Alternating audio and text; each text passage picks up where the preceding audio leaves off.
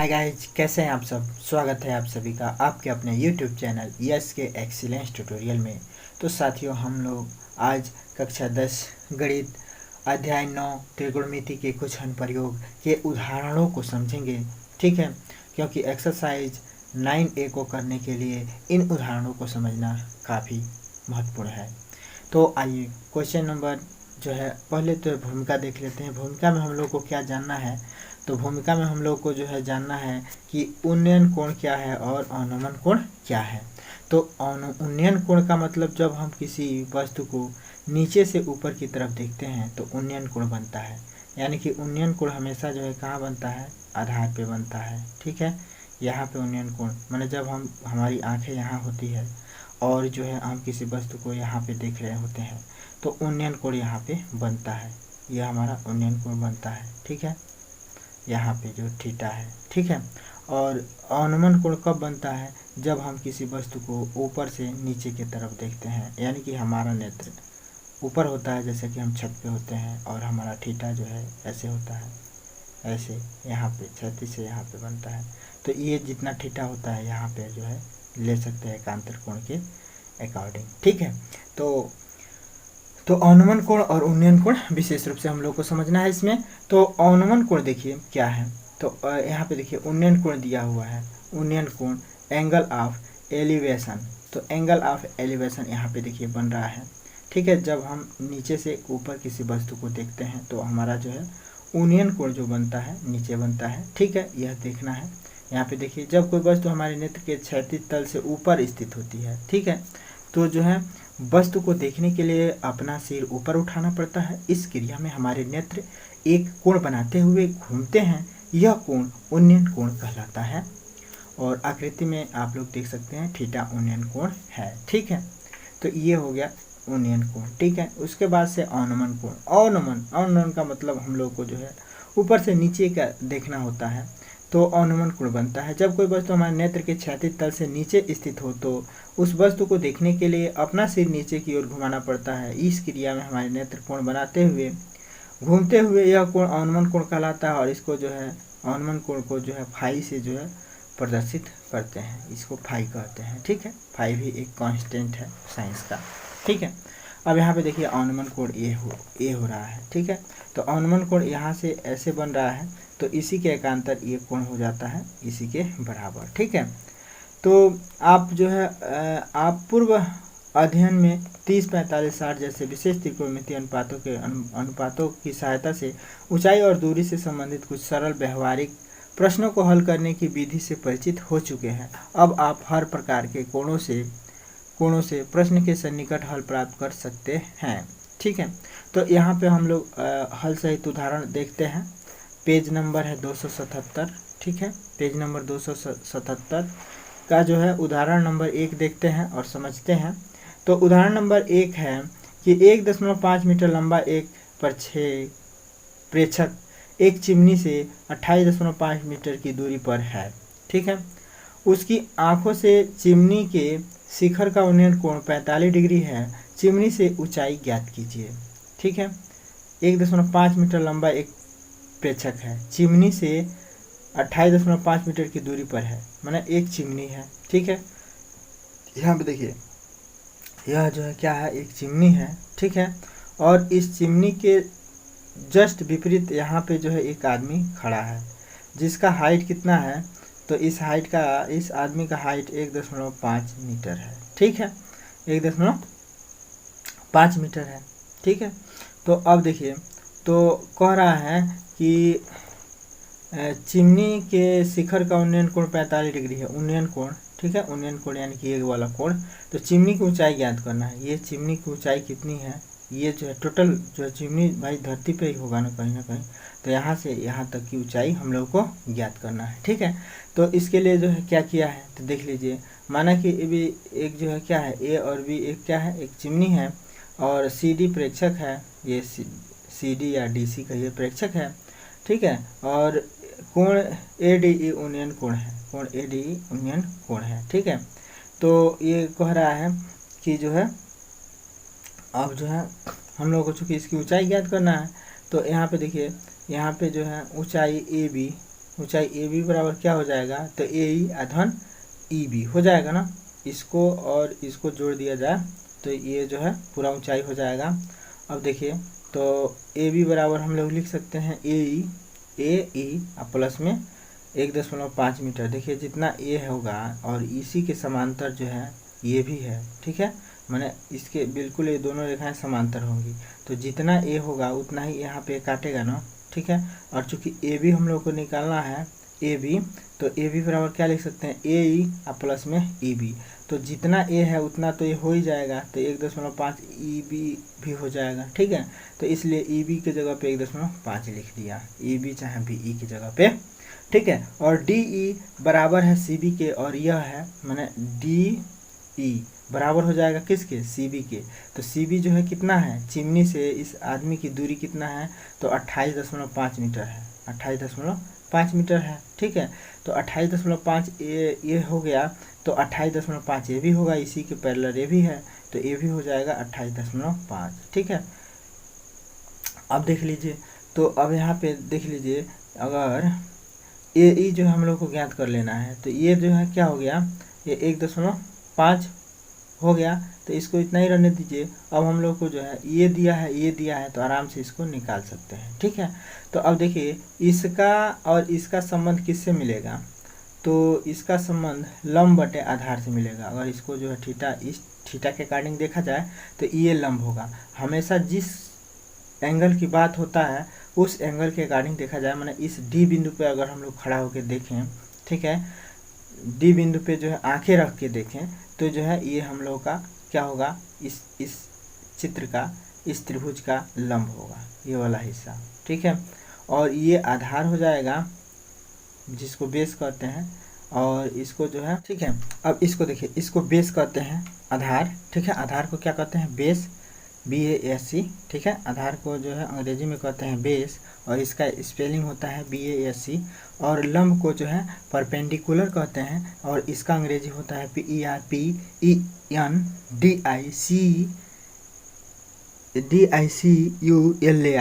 PERPENDICULAR, perpendicular कहते हैं, ठीक है। और इसको हाइपोटेनस कहते हैं, कर्ण को क्या कहते हैं, हाइपोटेनस कहते हैं, HYPOTENUS, ठीक है।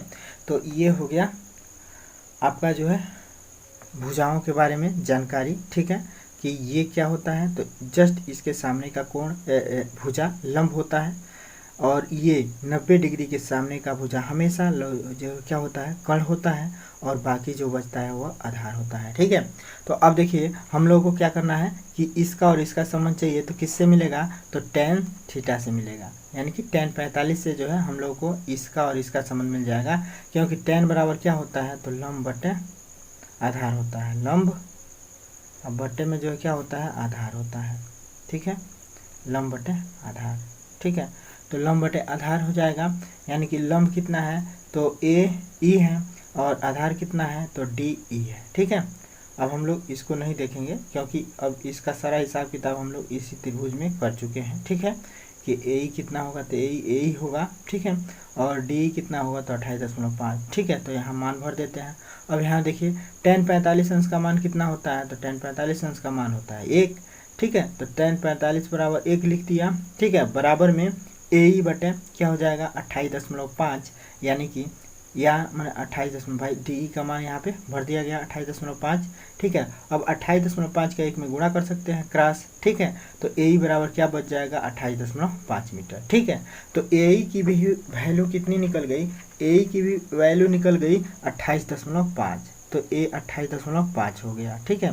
तो AE भी 28.5 ही हो गया, और ये भी जो है 28.5 है, ठीक है।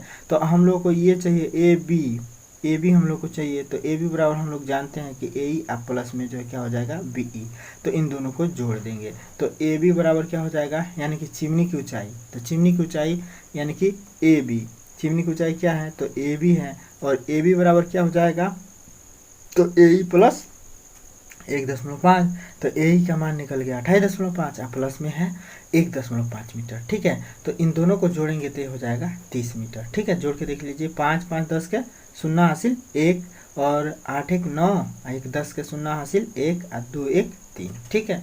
मैंने भाई दशमलव का जोड़ तो आप लोग जानते ही होंगे कि 28 और 5 में जोड़ेंगे तो 1.5 ऐसे लिखेंगे, ठीक है। दशमलव के सामने हमेशा दशमलव लिखते हैं और दशमलव के बाद वाला अंक इधर से लिख देते हैं, दशमलव से पहले वाला अंक इधर से ही लिखते हैं, ठीक है। और दशमलव के बाद वाला अंक इधर से लिखते हैं, ठीक है। और इसको जोड़ दीजिए तो 5 5 10 का 89 1, दशमलव के सामने दशमलव, 8 1 9 1 10 का 89 1 और 2 1 3, ठीक है। तो 1 जोड़ दिया, ठीक है। तो ये जो है 30 मीटर हो गया, ठीक है। तो आशा करना है कि ये पहला उदाहरण समझ में आया होगा, ठीक है। इसमें कोई दिक्कत परेशानी, भाई देखिए हम लोगों को जो है क्या करना है, एक बार फिर से समझ लीजिए। हम लोगों को जो है ये जो है 1.5 मीटर लंबा कोई आदमी है, ठीक है। ये जो है चिमनी से जो है 28.5 मीटर की दूरी पर है, ठीक है। तो हमने क्या किया, ये आदमी जितना है ये आधार बना दिया, ठीक है। और ये आधार किसके समांतर है, तो इसके समांतर है, ठीक है। तो ये जो है जितना ये और दोनों रेखाएं जितना दूरी पर यहाँ से हैं तो उतना ही दूरी पर इसको काटेंगे, यानी कि ये भी हो जाएगा 1.5 मीटर, ठीक है। तो ये 1.5 मीटर निकल गया, ठीक है। अब हम लोग का बेस निकल गया 28.5, ठीक है। और ए जो है निकालना है, ठीक है। तो और दोनों को जोड़ देंगे तो जो है टोटल ए बी की लंबाई निकल जाएगा। तो इसके लिए हम लोग क्या करेंगे, तो भाई ये थीटा दिया हुआ है और आधार दिया हुआ है, तो इसका और इसका संबंध किससे मिलेगा ये देखेंगे, तो tan थीटा से मिलेगा। तो tan 45 बराबर ले लिया लंब बटे आधार, तो tan 45 बराबर लंब बटे आधार ले लिया। अब जो है लंब बटे आधार को जो है सॉल्व कर दिया, tan 45 अंश का मान जो है 1 रख दिया और ए जो है ज्ञात ही करना है और ए डी का मान दिया हुआ है 28.5। अब जो हम इसको जो क्रॉस गुणा कर देंगे तो 28.5 बराबर ए है, या ए बराबर हो जाएगा 28.5, है इसका इस तरह गुणा कर देंगे तो ए बराबर क्या हो जाएगा 28.5। और तो इसी बात को यहाँ पे लिख दिया, ए बराबर 28.5 मीटर। अब जो है हम लोग 28.5 मीटर और 1.5 मीटर जोड़ देंगे तो हो जाएगा टोटल 30 मीटर, ठीक है। तो आशा करते हैं कि यह उदाहरण आप लोग को समझ में आ गया होगा। कोई भी प्रॉब्लम है तो बताइएगा। उसके बाद से उदाहरण नंबर 2 देख लेते हैं। कह रहा है कि भूमि के एक बिंदु P से एक 10 मीटर ऊंचे भवन के शिखर का उन्नयन कोण 30 है, ठीक है। ध्यान दीजिएगा कि एक बिंदु P से एक 10 मीटर ऊंचे भवन के शिखर का उन्नयन कोण क्या है, 30 है।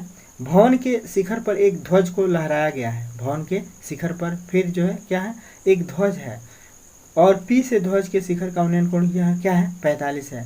ध्वज दंड की लंबाई और बिंदु P से भवन की दूरी ज्ञात कीजिए, ठीक है। तो यहाँ पे देखिए कह रहा है कि बिंदु P कोई है, ठीक है। यहीं पे समझ लेते हैं फिगर को, यहाँ पे कोई बिंदु P है, ठीक है। कैसे फिगर बनेगा, और जो है कह रहा है कि बिंदु P से एक 10 मीटर ऊंचे भवन के शिखर का उन्नयन कोण, और बिंदु P से पता ना कितनी दूरी पर एक जो है भवन है और जिसकी ऊंचाई क्या है 10 मीटर है, ठीक है। 10 मीटर ऊंचे भवन के शिखर का उन्नयन कोण क्या है 30 डिग्री है। तो उन्नयन कोण 30 डिग्री है, यानी कि इस भवन का उन्नयन कोण यहाँ पे 30 डिग्री हो जाएगा, ठीक है। उन्नयन कोण 30 डिग्री हो गया। अब कह रहा है कि उन्नयन कोण 30 है, भवन के शिखर पर एक ध्वज को लहराया गया है, यानी कि एक झंडा है, समझ लीजिए एक झंडा है ऐसे भवन के शिखर पर से, और इसका जो है उन्नयन कोण 45 डिग्री है। तो इसका जो है उन्नयन कोण कितना है 45 डिग्री, यानी कि ये टोटल कोण जो है कितना हो रहा है तो 45 डिग्री है, ठीक है। लहराया गया है। P से ध्वज के शिखर का उन्नयन कोण 45 डिग्री है। ध्वज दंड की लंबाई और P से भवन की दूरी ज्ञात कीजिए, यानी कि ये ज्ञात कर लेना है और ध्वज की लंबाई हम लोग को ज्ञात कर लेना है, ये कितना होगा, ठीक है। ये जो है 10 मीटर दे रखा है, ठीक है। मैंने फिगर ऐसे ही बनेगा। अब इसको कैसे सॉल्व करेंगे तो इधर देख लेते हैं हम लोग कैसा दिया है फिगर। तो देखिए फिगर जो है ऐसा ही बनाया है, ठीक है। जैसे कहता है वैसे आप लोग फिगर बना सकते हैं, ठीक है। तो यहाँ पे देखिए ये जो है ए बी क्या होगा, तो एक भवन होगा, ए बी एक भवन होगा, ये भवन है, ठीक है। और इसका जो है 10 मीटर दिया हुआ है डाटा, ठीक है। और देखिए ये जो है पहला कंडीशन कहा है कि P कोई बिंदु है और यहाँ से जो है कुछ दूरी पर एक भवन है जिसका उन्नयन कोण 30 हो जा रहा है, जिसका उन्नयन कोण कितना है 30 डिग्री, ठीक है। जिसका उन्नयन कोण 30 डिग्री है, कौन ये जो है ये वाला कोण 30 डिग्री है, ठीक है।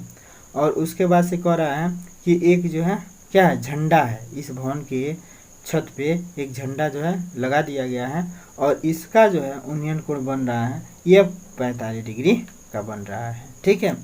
तो अब हम लोग सबसे पहले मान लीजिए इसका जो है डायमेंशन ज्ञात है, यहाँ से यहाँ तक हाइट ज्ञात है, तो इससे जो है, और इसका एंगल ज्ञात है 30 डिग्री, तो इससे हम लोग चाहें तो जो है आधार को भी ज्ञात कर सकते हैं। ठीक है, आधार को मान लेते हैं x है। ठीक है, चाहे पी ए भी हो सकता है आधार। ठीक है, हो सकता है ना। तो यहाँ पे हम लोग ले लेंगे। अब देखिए इसका और इसका संबंध किससे मिलेगा, तो tan थीटा से। तो इसलिए यहाँ पे इसने tan थीटा ले लिया है, क्योंकि tan थीटा बराबर होता है लंब बटे आधार, परपेंडिकुलर पी बटे बेस, पी अपन बेस यानी कि लंब बटे आधार। ठीक है, तो ये हो गया लंब बटे आधार। तो लंब देखिए कितना है, तो बी ए है। भाई इस कोण को देख रहे हैं हम लोग, तो इस कोण के हिसाब से लंब ए होगा, इसके सामने की भुजा। तो लंब ए हो गया 10 मीटर, और आधार क्या हो जाएगा, तो पी ए ही होगा, चाहे ए पी कहिए चाहे पी ए कहिए, तो आधार हो गया ए पी। ठीक है, तो tan 30 बराबर हो जाएगा 10 बटे ए पी। ठीक है, अब tan 30 अंश का मान कितना होता है, तो भर देंगे। तो tan 30 अंश का मान होता है 1 बटे √3, अब बराबर क्या हो जाएगा 10 बटे ए पी हो गया, 10 बटे ए पी। अब ए पी का जो है हम लोग 1 में गुणा करेंगे और √3 का 10 में गुणा करेंगे। ठीक है, तो ए पी बराबर क्या हो जाएगा, ए पी का 1 में गुणा हो जाएगा, तो ए पी हो जाएगा, ए पी बराबर क्या हो जाएगा, तो 10√3, माना ए पी का अब 10 में, भाई ए पी का 1 में गुणा हो गया तो ए पी हो गया, और √3 का 10 में गुणा होगा तो 10√3 हो जाएगा। ठीक है, अब उसके बाद से देखिए, उसके बाद से जो है क्या होगा, अब इसका जो है हम लोग सॉल्व करेंगे, तो 10 को जो है 10 ही रहने दीजिए, और इसका आपस में गुणा है, तो √3 का मान होता है 1.732। ठीक है, तो इतना रख देंगे और इसका इसमें गुणा कर देंगे। तो गुणा करेंगे तो 10 का 1.732 में, तो 10 एक अंक दशमलव यहाँ पे आ जाएगा, तो ये हो जाएगा 17.32। ठीक है, तो 17.32 मीटर यहाँ पे जो है आ गया इसका क्या, एपी की लंबाई। एपी का जो है लंबाई निकल गया, एपी का मतलब एक्स का मान निकल गया, या एपी निकल गया कितना, 17.32। ठीक है, तो 17.32 हो गया। अब देख लीजिए, अब हम लोग जो है डी बी बराबर मान लेते हैं कि यक्स है, डी बी कितना है, तो यक्स है। ठीक है, डी बी यक्स है, चाहे डी ए भी मान लीजिए, तो डी बी क्या है, यक्स है। ठीक है, तो अब हम लोग जो है कौन सा त्रिभुज देख लें, समकोण त्रिभुज में देख लेंगे हम लोग कि पी ए डी में। तो समकोण त्रिभुज पी ए डी में अगर हम लोग देखें तो डी ए कितना हो जाएगा, तो 10 + x हो जाएगा। टोटल जो है ये डी ए कितना हो जाएगा, तो 10 और प्लस में x हो जाएगा, यह x, माने यहाँ से यहाँ तक ये 10 है, और प्लस में यह x, तो 10 x हो जाएगा।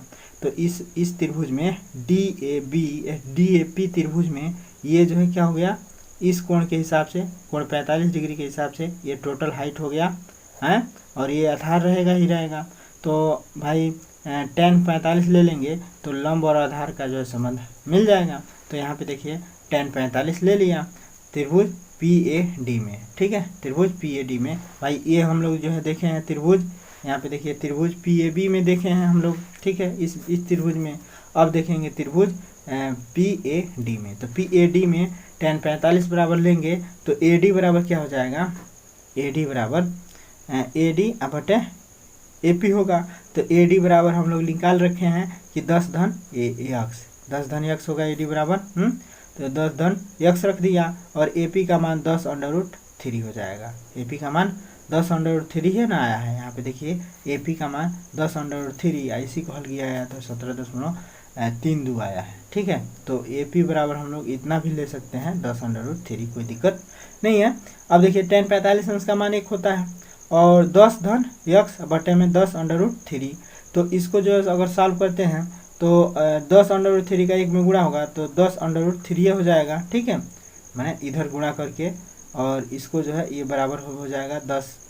भाई इसको अगर सॉल्व करेंगे तो देखिए, इसको हम यहाँ पे सॉल्व करके दिखा रहे हैं, तो इसका इसमें गुणा होगा तो 10√3 होगा, अब बराबर में क्या हो जाएगा 10 प्लस में x।